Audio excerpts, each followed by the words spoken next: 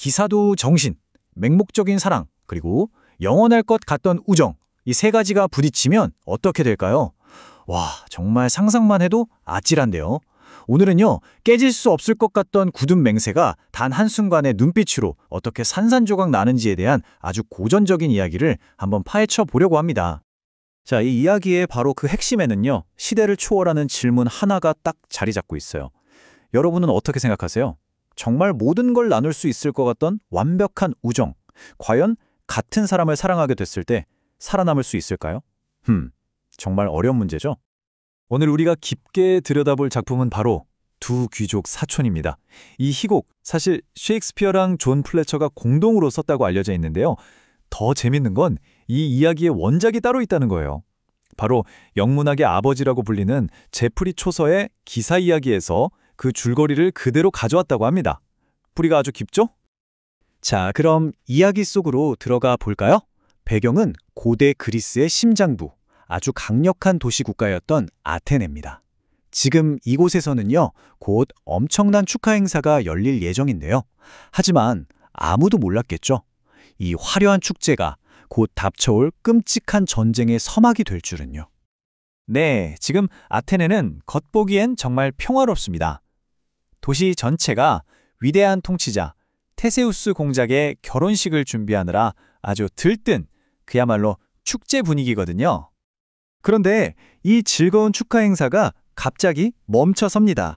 왜냐하면 남편을 잃은 3명의 여왕이 나타나 길을 막았기 때문이죠. 그들은 울부짖으며 말해요. 테베의 폭군 크레온 때문에 죽은 남편들의 장례조차 치르지 못하고 있다고요. 제발 테세우스 공작께서 정의를 바로 세워달라고 간절히 부탁하는 겁니다. 이 말에 들은 고귀한 공작 테세우스, 정말 한치의 망설임도 없습니다. 그는 자기 결혼식마저 뒤로 미루고 이 여왕들의 정의를 위해서 곧바로 군대를 이끌고 전쟁터로 떠나죠. 와, 정말 개인의 행복보다는 통치자의 의무를 우선시하는 그런 인물인 거죠. 자, 이제 본격적인 갈등이 터지기 전에 이 이야기의 핵심 인물들을 한번 짚고 넘어가야겠죠?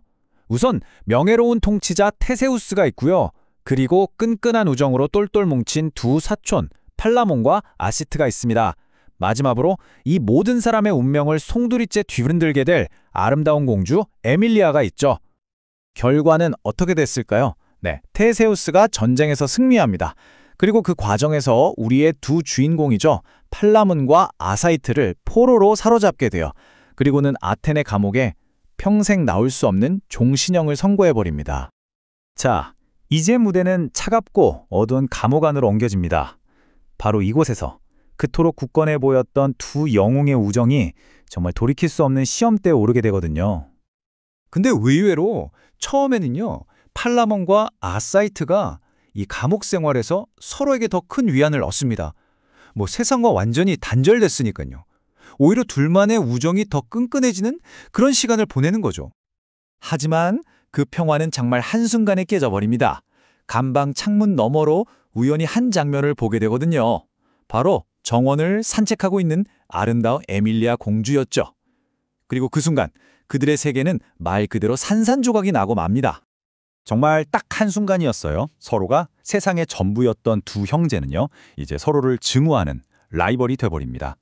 대체 한 여인을 향한 사랑이 뭐길래 그들이 평생 쌓아온 우정보다 더 강렬했던 걸까요? 이때 팔라몬이 이런 말을 해요. 아사이트, 나는 이제야 진짜 감옥에 갇혔어. 그러니까 그에게 진짜 감옥은 이 돌로 된 벽이 아니었던 거예요. 바로 손에 닿을 수 없는 사랑을 향한 그 갈망, 그 자체가 진짜 감옥이었던 거죠.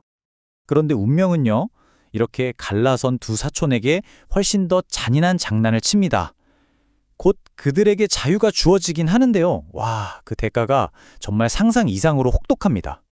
보세요. 운명이 정말 얄궂죠. 아사이트는 갑자기 사면돼서 아테네에서 영원히 추방당하고요. 반대로 팔라몬은 감옥에 남아서 에밀리아를 볼 수는 있지만 여전히 갇힌 몸이에요. 그런데 아사이트, 이 남자 보통이 아닙니다. 에밀리아를 못 본다는 생각에 죽음을 무릅쓰고 변장해서 돌아와요. 심지어 레슬링 대회에서 우승해서 에밀리아의 개인 시종이 되기까지 하죠. 결국 각자 다른 방식으로 더 필사적으로 그녀의 곁을 맴돌게 되면서 둘의 경쟁은 이제 걷잡을 수 없이 격해집니다. 한편 이 두 사람의 경쟁 뒤편에서 아무도 주목하지 않던 곳에서 또 다른 비극이 조용히 싹트고 있었어요. 바로 팔라몬을 남몰래 짝사랑하던 간수의 딸인데요. 그녀가 팔라몬을 위해서 정말 자기 인생 모든 것을 건 아주 위험한 결정을 내리게 됩니다. 이렇게 엇갈린 운명, 그리고 각자의 필사적인 계획들, 이 모든 실타래가 결국 한 곳에서 만나게 됩니다. 바로 숲속에서 벌어질 피할 수 없는 대결이죠. 그리고 마침내 두 사람은 숲에서 딱 마주칩니다. 그런데 정말 놀라운 광경이 펼쳐져요. 아사이트가 자신의 적인 팔라몬에게 먹을 것과 함께 칼과 갑옷을 건네주는 겁니다.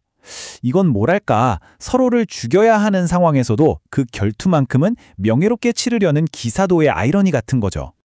심지어 전투를 준비하면서 나누는 대화를 들어보면요, 서로를 향한 존경심이랑 죽이겠다는 사례가 막 뒤섞여 있어요. 이게 바로 이 둘의 우정이 얼마나 복잡하게 깨져버렸는지를 단적으로 보여주는 장면이라고 할 수 있겠습니다. 하지만 운명의 장난인지 두 사람이 막 싸움을 시작하려는 그 순간 테세우스 공작의 사냥 일행이 우연히 그들을 발견하고 맙니다. 이제 둘만의 사적인 결투는 나라의 법을 어긴 공적인 문제가 되어버린 거죠.